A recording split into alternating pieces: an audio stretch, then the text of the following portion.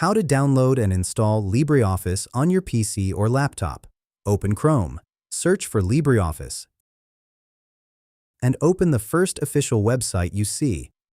As soon as the site loads, you'll find a Download It button right on the screen. Click on it. Now choose your operating system.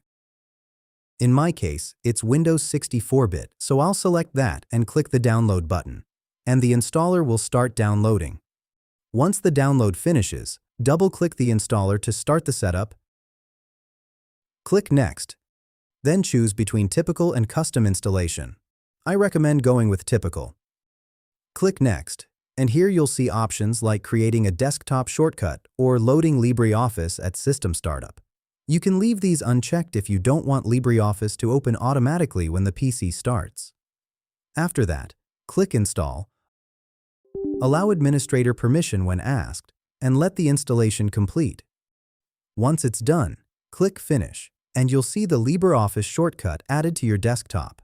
Open it, and on the left side, you'll find tools like Writer for documents, Calc for spreadsheets, and Impress for presentations. Basically, free alternatives to Microsoft Word, Excel, and PowerPoint.